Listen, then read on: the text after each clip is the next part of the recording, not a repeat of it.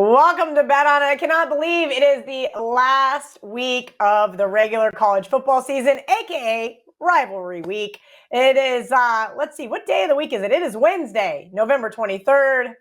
Thanksgiving week always screws me up so much. We filmed yesterday. Now I'm all out of sync. Let's bring in Marco and Joe. As I mentioned, we did film yesterday. So if you're looking for Thanksgiving games, head over to the Wager Talk YouTube channel. You can see all of our selections for Turkey Day. Saturday, Fox, 12:30. Oh, wrong. Marco's wrong. 12 Eastern. Weird. Marco's going to be wrong a lot this show, you guys. Michigan at Ohio State. Ohio State minus 7.5. Total 56.5.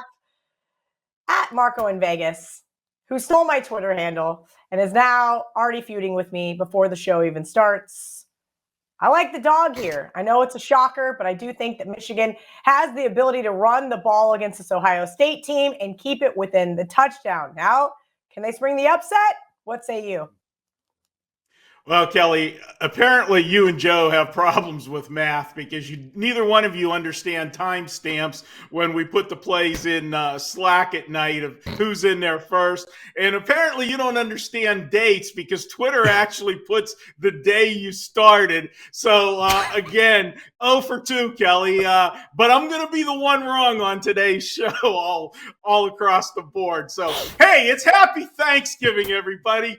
We're one big happy family. Yeah, we're totally one big happy Bet On It family. Listen, if you haven't learned anything from watching Money Shots with me and Rico and Megan, don't get me fired up before the show. That's all you have to do. Like, I'm a pretty even-keeled person until I got to bring out the big guns, and they're already out. Welcome to the show. Marco, tell me what your thoughts are on this Big Ten matchup. Well, Kelly, going to be honest with you. You look at this one, and you've got Michigan getting over a touchdown. And first question I'm going to say, and I'm going to do it a couple times today, will this be the sharp square dog of the week? Will Michigan be the one everybody's lining up to? Ohio State comes in here 1-3 against the spread the last 4 games. But really, can we even count that? Because they were like 26.5-point favorites or more in all of those games except one. The one common denominator that people are going to look at is they're going to point to the Penn State game. Michigan rolled Penn State. Ohio State, had 13-point win, but they were +4 in turnovers, should have handled them easy, but they didn't. That's going to be the comparison. The difference is Penn State played Michigan at the Big House, and Ohio State was on the road at Happy Valley. I'm looking at this one. Last year, Michigan ran the football down Ohio State's throat. And as good as Ohio State was last year, teams that were physical and came right at them gave them some problems. And Michigan took advantage of it last year. This is a different edition this year with this Ohio State team. The defense has played much better. Joe knows all too well why this defense has played much better this year with that defensive coordinator they hired. But I am going to look to Michigan to keep this one close. I have it Ohio State 28-24.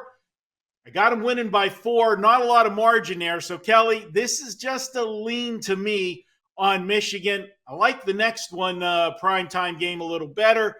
And I know you do too. So I'll get the guns ready to start firing for the next one.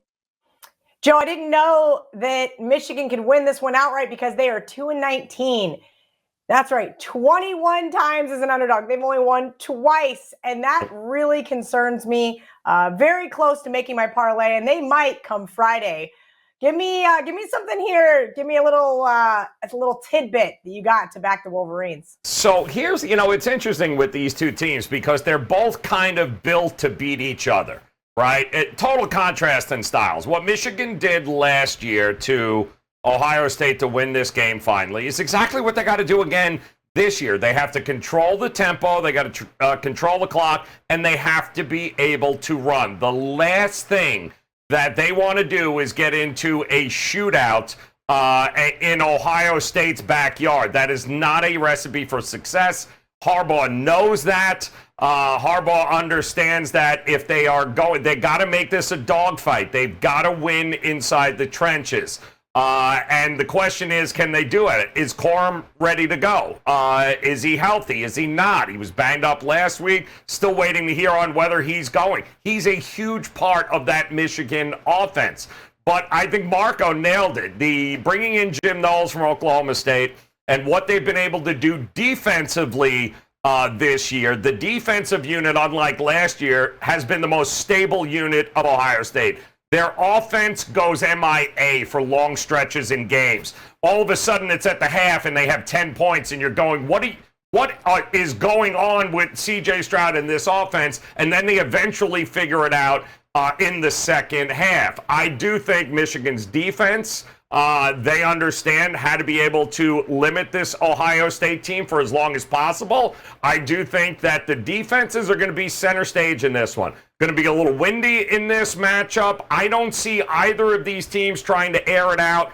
One of them has to establish the run. Whoever does is in all likelihood going to win this game, but I don't think we get anywhere near 57.5 points, I think, is when I last saw it. I don't think this is an over game at all. I don't think it's a shootout. I think Marco was very close with the score there, a 24-20. It's going to be one of those types of situations. I wouldn't be comfortable laying anywhere near over a touchdown here with Ohio State, no matter what the numbers say. But I also would never look at an over in this matchup. I think the defenses are going to win here, and one of them is going to get a turnover, and that's probably who's going to win this game at some point in it. Well, either way, I'm taking the better defense plus the points. We'll see if I get to the window on the money line. Saturday, ABC, 7:30 Eastern. Notre Dame plus 5.5 at USC. Total 64.5. Joe, I have a best bet on this one at the end of the show, so I'm going to kick it to you. Keep my comments to myself. This is going to be, let me just make sure. Okay, it works. All right, good. So before we get to that point, let's make sure here that we all understand that this is one of the oldest rivalries in the books. We know that USC right now, Lincoln Riley, Caleb Williams, is there any game they don't drop 40 on a team here? They have been absolutely phenomenal. But, man, rewind it. How many of us stuck a fork in Notre Dame after the loss to Marshall? Remember how, oh, boy, this is not going to be the same. See you later, Branca. Yeah, boy, they have quietly under the radar really put together and built some confidence. Some nice wins here. Destroyed BC last week, right? 44-0. We know they can play defense. Oh, yes, they can play defense. I think what they're going to have to do in this game is make it so that USC has to run the ball. They're not going to let Caleb Williams just go hog wild and throw for 600 yards over them. They are going to force them to have to spend some time running the ball. We know you don't want Pine back there dropping back 40 times a game in here for Notre Dame. So we know they are going to win or lose. They're going to do it because they are going to run the ball and run right at this USC defense. The bottom line is, minus the turnovers, if Notre Dame doesn't turn the ball over, I don't think, once again, we get anywhere near a high-scoring affair here, which this total keeps going up, and up, but that is inflated because of what we have seen from this USC team all season long against, can we be realistic, worse defenses than they're about to face right now. I don't think they're going to let them beat them in the air. They're going to force them to go and run the ball, and I think the tight ends are going to come into play for Notre Dame. Time of possession is going to come in here for Notre Dame. Notre Dame, to me, and they have been lights out here, Cal, especially on the road. They have been absolutely phenomenal, especially against the number. 8-1 ATS away from their own field. Well, they're going to be here in Cali, and I tell you, I think this is going to be a grind-them-out kind of game, one that suits their ability to win this game outright, not one that's going to suit USC where they need, 3 interceptions, 2 fumble returns, and everything else. Don't think they get it. I'm looking at the under, and I think it's going to happen early. 31.5 at the first half. I don't think we get anywhere near over that in the first half. I think it's who establishes the run. Let's go mano-a-mano. Give me the under 31.5 in the first half, and then we'll see what happens in the second half. All right, Marco D'Angelo. We always expect totals from Joe. So getting back-to-back totals is kind of a nice change of pace, but you are giving out, is it a client play on the side or just a very strong opinion? This is a very strong opinion that could get upgraded to the clients on the weekend. And Kelly, I know people are going to be shocked when I come with this play because this does scream as a Marco type play.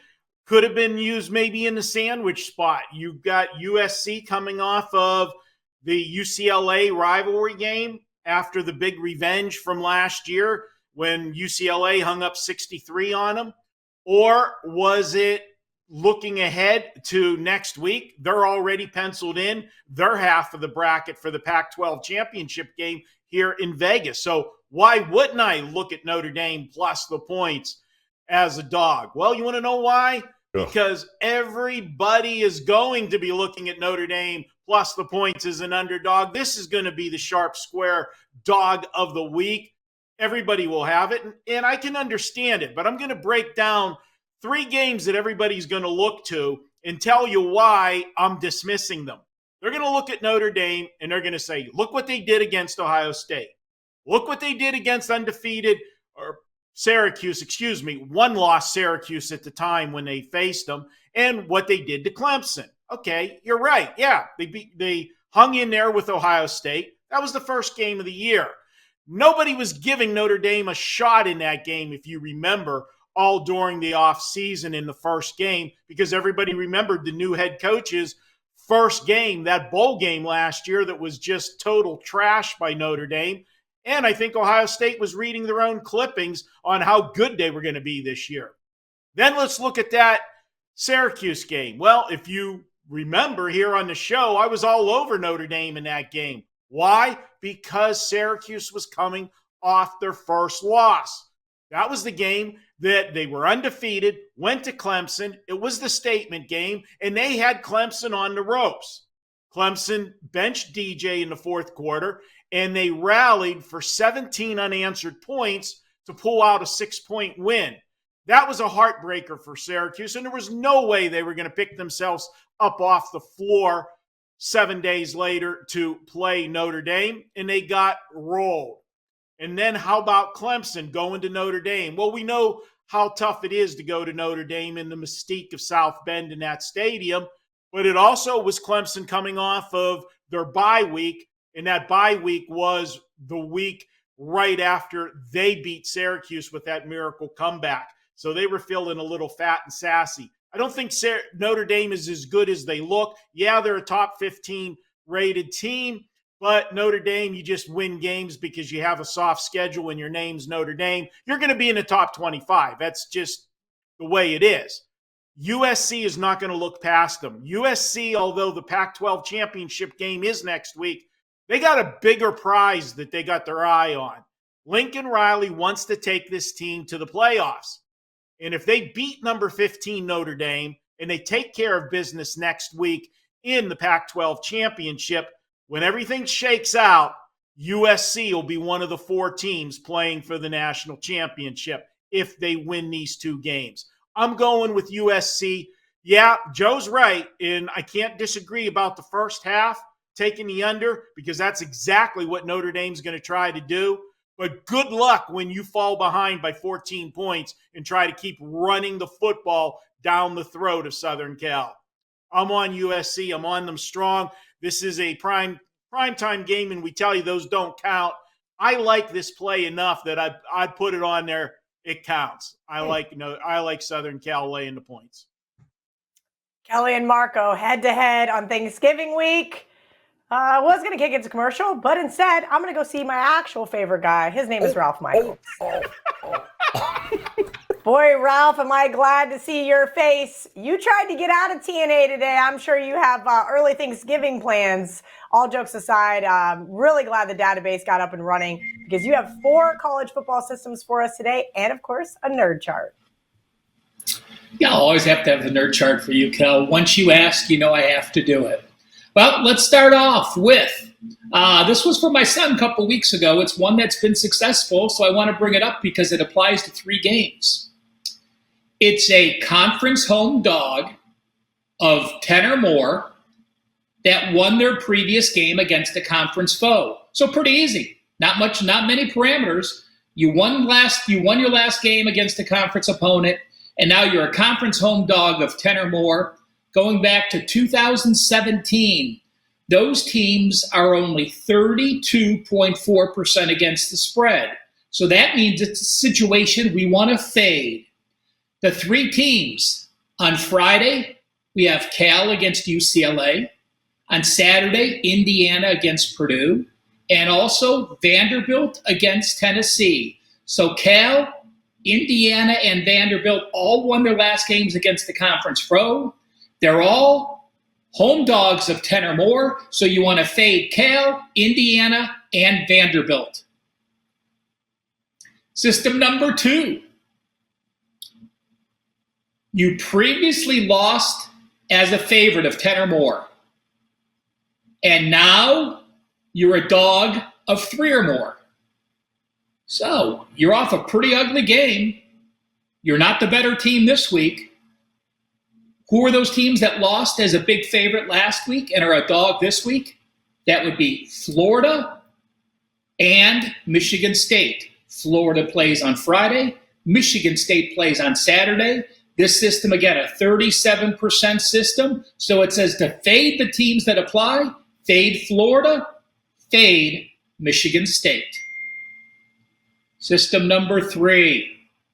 Since 2015, home teams that are a dog of over 3 against an opponent who lost as a home favorite. So you're playing an opponent that last game lost. They were the better team at home as a favorite. Now the team is a dog of 3 or more. Those teams, this is another fade situation. They've gone 39.4% against the spread, so a 60.6% system to fade these teams. We are fading Western Michigan, Temple, and South Florida. So all 3 so far have been fade systems. Well, let's make it a perfect. 4th system is also a fade system. We talked about this last week or 2 weeks ago. Your bubble has burst because you're off a loss and you now have 7 losses. So bowl eligibility is now gone. You're at home and you're a dog of 8 or more. So bubbles burst, no bowl game. It's obviously late in the year because you have 7 losses and you're a home dog of 8 or more. That team, Florida International against Middle Tennessee, those teams have covered 38% against the spread. So all 4 systems are fade. System 1, fade Cal, Indiana, Vanderbilt. System 2, fade Florida, Michigan State. System 3, fade Western Michigan, Temple, and South Florida. And System 4, fade Florida International. Geez, Ralph. Your list here sounds like my Twitter mentions. Fade, fade, fade, fade, fade. Yeah, how'd that work out for you guys? That being said, I know we have a nerd chart, even though there's about 3 games on that list that I was looking at. May have to take a deeper dive into those. What have you dug up for us this week, Mr. Ralph Michaels? Well, we're rivalry week. So what happens when a team is 5-6? You would expect them to have a huge performance because if they win this week, they can become bowl eligible. So I took a look at 5-6 teams going all the way back since 2012. The top line is the overall record. So basically, 5-6 teams have been a positive at 53.8%. But look at the breakdown, Kel. What a divide. Teams at home have covered 48%. 5-6 teams as a home favorite, 47%. As a home dog, it's been 50-50. But look at the away teams. A 5-6 team that is an away favorite this week has covered 66.7%. And a 5-6 team that's an away dog has covered 62.5%. And I get this asked often on Twitter, how the hell do you come up with these systems that have multiple parameters? And I'm just going to show you a little build of a system here. So I took 5-6 teams. If you see below where it says previous win. So I took 5 and 6 teams, and if you won your game, you were 4 and 6, now you're 5 and 6. Those teams have gone 57.4%. If you won your last game at home, those teams, those 5 and 6 teams, are now 59%. And if you won your last game at home, you see previous WH, that's previous home win, and you're on the road, and the line is less than 13. So a favorite is a negative. So it means you're a favorite or a dog up to 13. So if you're a 5 and 6 team, you won your last game at home, now you're on the road, and you're either a favorite or a dog up to 12.5. Those teams since 2012 have gone 71.4%. And like always on my charts, I will post it on Twitter at CalSportsLV, and you could do a deeper dive with the information. Love that, Ralph. I don't even need to close it out. You did all of the self-promotion. Hope you have a happy Thanksgiving. We're going to take a quick commercial break. When we come back, it's time for some barking dogs. Do you want to bet this college football bowl season alongside Dave Koken and Ralph Michaels? Well, we have you covered. When you look among the list of our handicappers, some are known more for specific sports, and when you mention college football, two that jump out are Dave Koken and Ralph Michaels. Mr. Dave Koken has been the all-time profit leader in college football since he joined Wager Talk, and while the regular seasons have been profitable, his performance in the Bowls have been even better, going 45-22-1. That's 67%. Ralph Michaels was a previous general manager of Phil Steele Publications, voting on all significant college football awards, including the Heisman Trophy, before joining Wager Talk. Ralph's run in bowl action has been stellar, going 44-20. That's 69%. Our bowl package price will be $199 with the $149 early bird. You can lock in Dave and Ralph's both for only $198, coming out to just $99 each. That's Dave's 68% and Ralph's 69% bowl records, including any 5% best bets released in bowl season, for just $198. Access will cover any college football releases from the Bahama Bowl on Friday, December 16th, through the College Football Playoff National Championship game on Monday, January 9th, from both Ralph Michaels and Dave Koken, and include any 5% best bets. So act fast before pricing goes back to regular price. Welcome back to Bet On. It's now time for Barking Dogs. And Marco, per usual, you get to go first. All right, Kelly. Well, I don't think I'm going to aggravate you with this play. I think I'm safe. We are going to go to the MAC conference for my barking dog this week. And it's a meaningful game because Buffalo is sitting here looking to try to find that elusive 6th win on the season. So this game's important to them. So why are they only laying 4.5 to a team that's 4-7 on the year? Nothing to play for. I could have put this one in as a trap game, but I'm going to go with the old sandwich spot, or barking dog, excuse me. I have a better sandwich. I'm all excited about my sandwich today. But this one here is this 4-7 Kent State team. They are a lot better than 4-7 would indicate.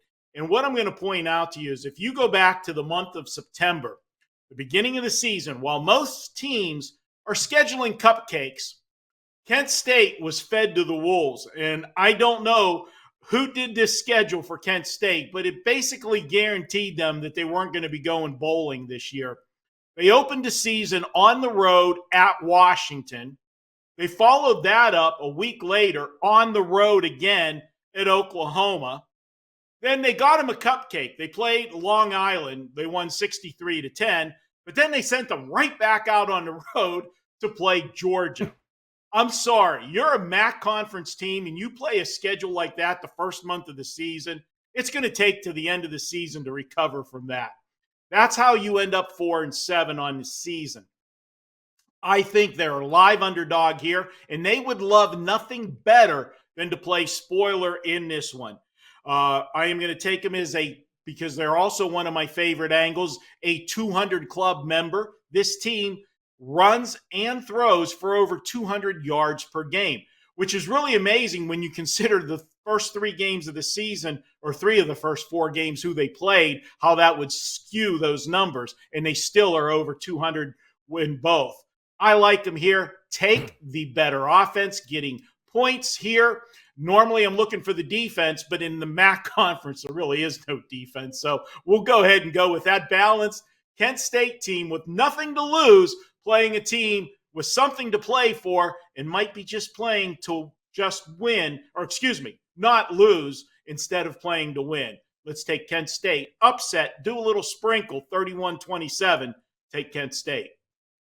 All right, Joe, who are you sprinkling on this week in college football? It's a classic count. I've always loved this rivalry, but it is a classic. If it ain't broke, don't fix it here. It's the Civil War, and it is the 5th longest, I believe, rivalry. Started back in 1894 in college football, and it's the Oregon Ducks in Corvallis taking on Oregon State. And boy, oh boy, it's been such a great rivalry over the years, but I mean, let's look at what OSU has done now at home in Corvallis. They're now, 12 straight games straight up and ATS against in Reser Stadium here. They are a different team at home than they are on the road. This was a close game last year in Eugene, one in which saw OSU make a big second half comeback but fall short.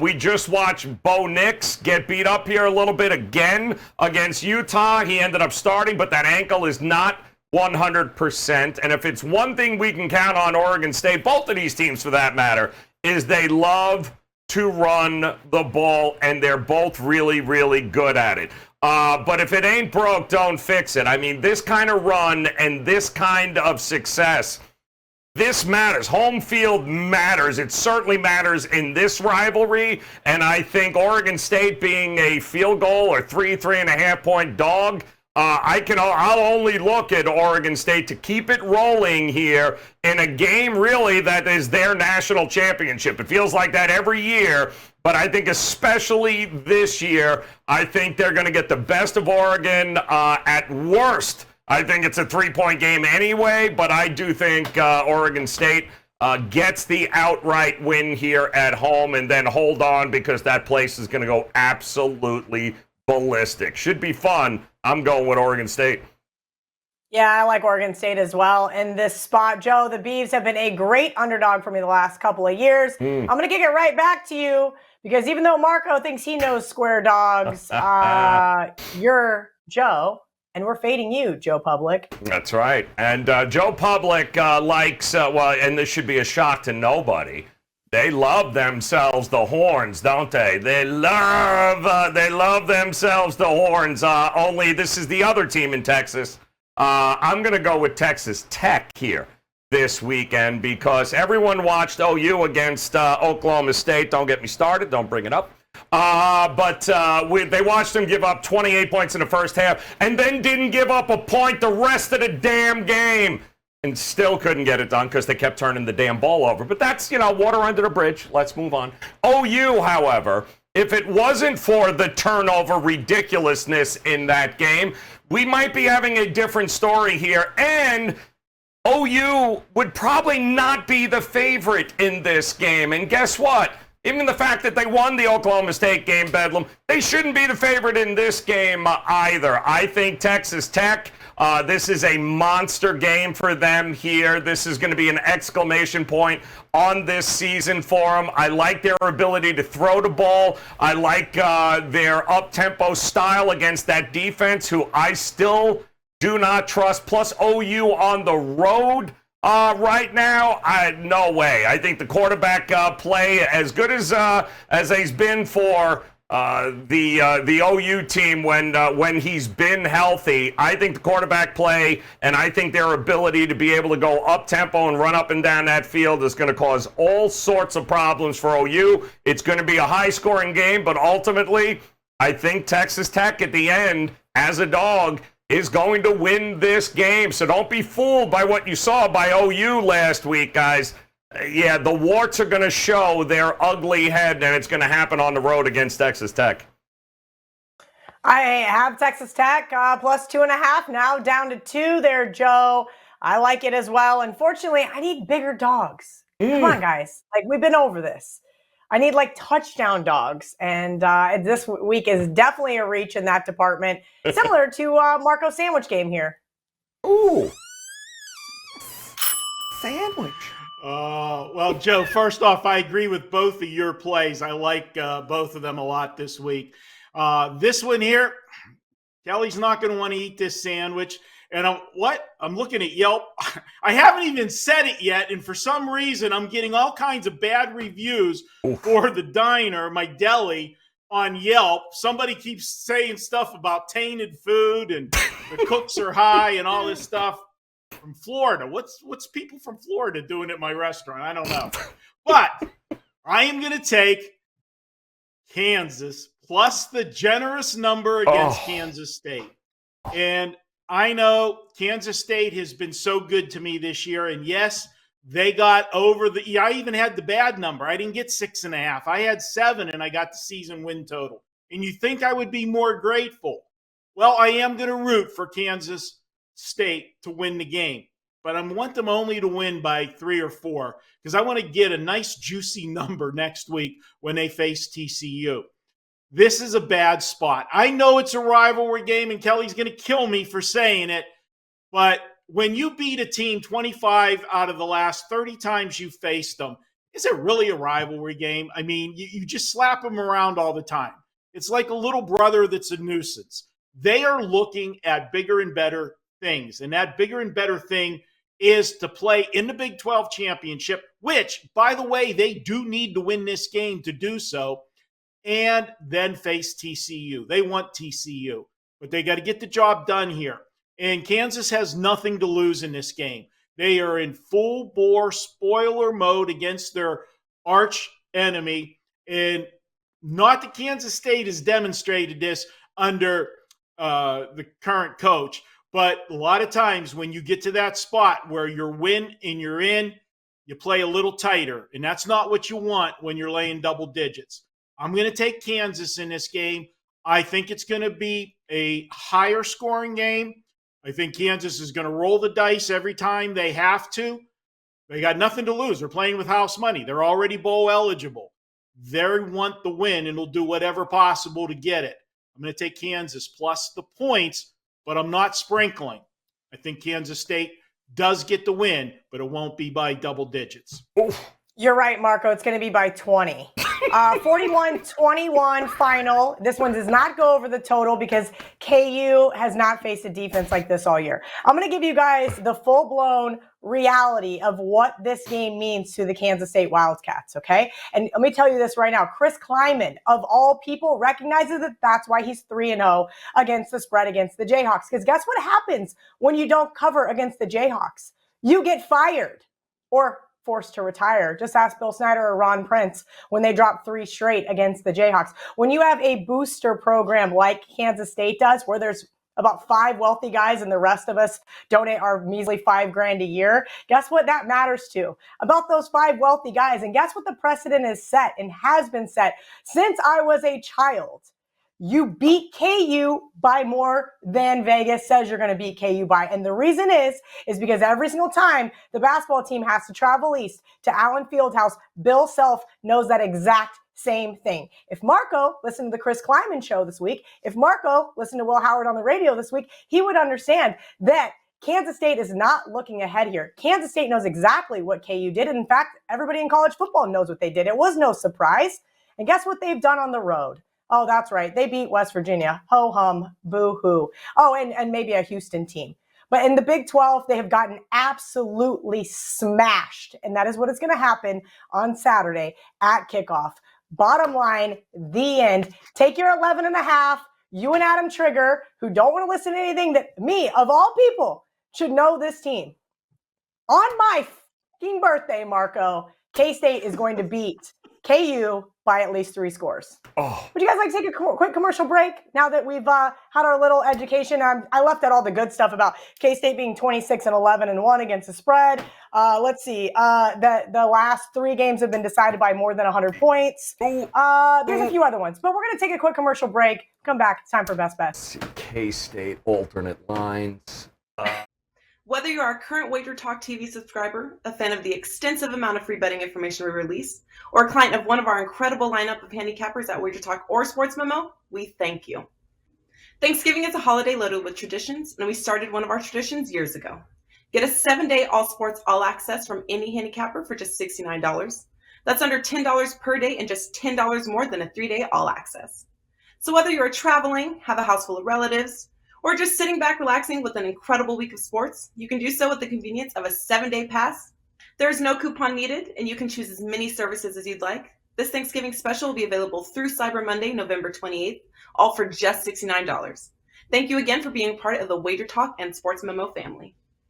Welcome back to Bet On. It's now time for Best Bets. And if Marco and I weren't head-to-head enough already, I'm going to take that square dog, as he likes to put it. That's right. Notre Dame plus 5.5. It is headed to 5, so make sure you snag that 5 and a hook.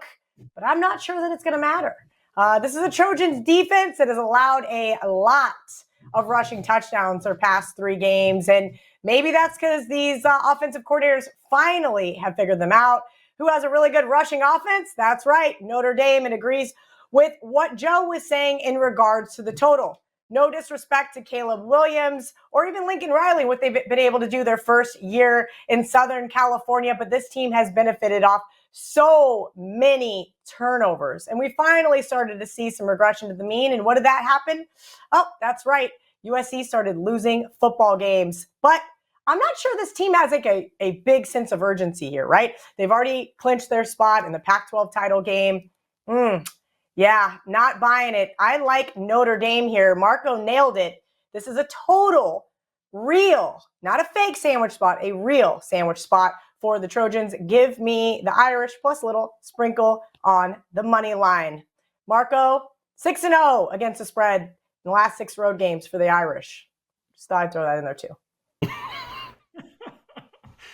Well, Kelly, I'm glad I don't have any doctor's appointments today because one of the questions they always ask you is, do you feel safe at home? I feel safe at home, but I am scared to freaking death right now to be on this show. I'll tell you because I'm right in your, oh my, help me, people, help me. I can't.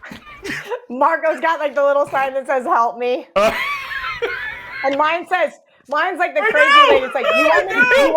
You want me to kill him? I don't feel safe. He does. Oh, help me, please. Should I give a best bet? The good news is, Marco, one of us gets to be right. Hopefully, it's me. Oh, Marco, please nail this best bet, man. Please. Oh. Am I okay to use? Do you have anybody in the Texas Baylor game? Am I okay there? I'm going to go with Texas. I'm going to lay the wood against Baylor.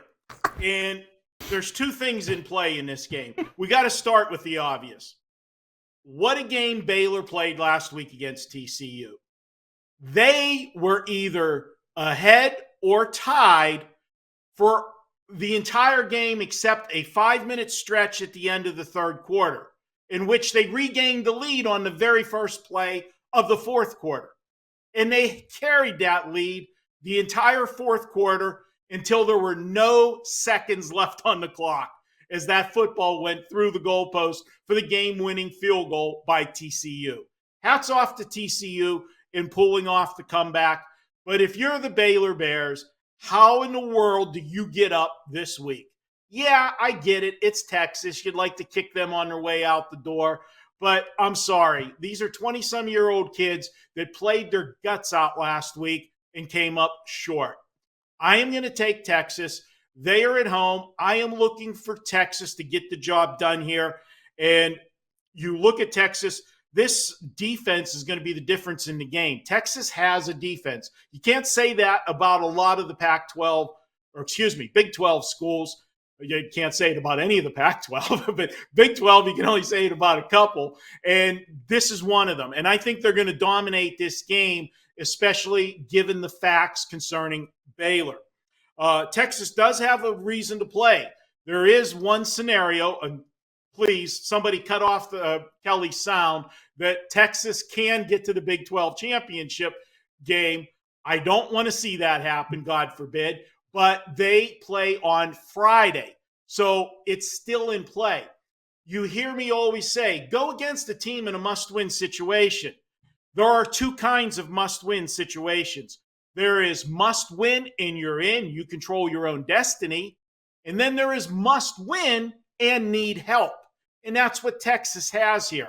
And I don't mind taking those teams because they can play a little bit freer, because even if they win, that doesn't guarantee they're getting in. So they can take care of their end of it and hope for somebody to help them.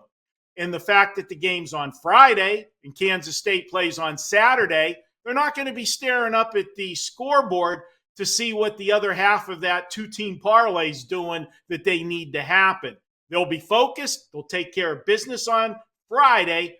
And then Saturday, they can eat their turkey on Saturday and watch the Kansas State-Kansas game. I'm taking Texas. I'm taking the Longhorns to roll big. Lay the points with Texas. All right, Marco and I don't disagree necessarily. Maybe we're on to something finally here at the end of the show. Joe Raineri, I made a little joke about a certain head coach, and I should have known this was going to be your best bet. Listen, you and I have been victims this year. You and I both have, unfortunately. Yeah, Marco's over there crying about this show. Have you been personally victimized twice by Mario Cristobal? No, you didn't get Cristobal, did you, Marco? No, we did. We got Cristobal, and it was absolutely horrific. So I thought, as the season winds down here for the Miami Hurricanes, they are taking on Pittsburgh here at home. So I thought maybe we'd mix it up here a little bit, and instead of getting Cristobal, maybe we can get Narduzzi'd. And I think a good Narduzzi every now and then at the end of the season can't go wrong here. Pitt laying 6.5 in this one in Miami. Here's what we need to know. Miami needs a win to reach a bowl game. Whoopee! I can tell you from reports down here that nobody in that building wants to play any more football and are looking forward to the season coming to an end. In fact, Mr. Cristobal, the head coach there, the fraud that he is, has already told parents that if they don't like what's going on with this team, they can come and pick up their sons. From what I understand, I think 3 or 4 just did this week. So things are not going well here. You also have Ja'Cory Brown, the freshman quarterback. Wasn't great, needless to say. I mean, who throws this kid to the wolves with Clemson, of all teams here, against that defense? They got crushed. And they're going to get crushed by this Pitt defense as well. Don't forget, Pitt, last year, they had a pretty good quarterback who's now playing on Sundays for the Steelers, and Marco knows him all too well here. They lost last year. Why? Because Miami found what we thought was their future in Tyler Van Dyke. Threw for 426 yards, and they ended up winning in Pitt 38-34 as 9-point dogs. That is not happening this year. What a difference a year makes. Pitt is going to come here, and I think they are going to run over this Miami team. They are on a 2-11 ATS home run right now, guys. They don't win, they don't cover here. Certainly at home, it is the strangest thing. Narduzzi, however, he's on a 13-3 away favorite run right now. He does cover in these spots with Pittsburgh. So to me, sorry, not getting Cristobal anymore. I'm looking to get Narduzzi'd. I'll lay the 6.5, and I think Miami's season comes to an end, as well as it should, this Saturday, Cal. Give me Pitt. Godspeed, Joe. You're going to need a lot of help there. Last weekend, I bet against Narduzzi, and he did exactly what I wanted him to do, and that was kick field goals. So hopefully they win this one by more than 2 field goals so you can cover this spread. We're going to take a commercial break. Yep, that's right. I have to recap the show and go over all of Marco's terrible plays. Have you checked out all the new handicappers at Wager Talk? If not, here's your chance. You can take 50% off your first daily or 3-day all-access purchase at Wager Talk using coupon code TRYWT. Our new roster of experts is 30 deep, covering sports from all around the world, giving you tons of options to choose from. All you have to do to redeem this offer is go to wagertalk.com, choose a handicapper of your choice, and use coupon code TRYWT at checkout, saving 50% on your first purchase. All right, it's time for the recap where I go over, hopefully, plays that Marco is not giving to his clients because it's going to be a bad day for him. And I'm looking at him on the screen. I got a smile from Marco. Okay, I was waiting for it. No, Marco has become my punching bag over the last couple weeks, but just know he's like the dad that's not quite old enough to be my dad, but close. Okay, Joe, Michigan, Ohio State, he's taking the under. I agree there. Marco and I both lean towards the Wolverines. We'll see if I get to the window with this team. I got a lot more work to do on Thanksgiving so that I don't have to socialize with my family. Notre Dame, USC, Joe, another total, but he's taking the first half under 31.5. And Marco and I are head to head with my best bet. That's right. I'm on the Irish. And Marco's laying it with USC. We all like these barking dogs, even though these ones are tiny guys. Oregon State for Joe. Kent State for Marco. Fade Joe Public. He said the Sooners are done. Take Texas Tech plus the 2 points. And Marco, for some reason, thinks that this is a sandwich game for Kansas State. I don't get it. But I hope he's very, very wrong. Best bet for Joe, Pitt minus 6.5, which sounds absolutely horrific, and I cannot believe he's going to get Narduzzi'd. And Marco, while I don't disagree that it will be tough for Baylor to get up with this one, I don't know if I could stomach the Texas minus 8.5 either. So if this hasn't reminded you guys of your own personal family Thanksgivings, I'm really sorry. I can at least say that our producer Dan is very happy because the longer that I keep this going on, the less time he has to spend at the bar with a bunch of dorks from high school. Thank you guys for hanging out with us every single Wednesday here for the college football edition of Bet On It. I'll see if we can't get these guys to do maybe a conference championship preview, maybe some bowl games, something like that to end the year. But this is our last regular season college football show. So from myself, Marco, Joe, our producer Will, our producer Dan, happy Thanksgiving. And until next time, let's bet on it.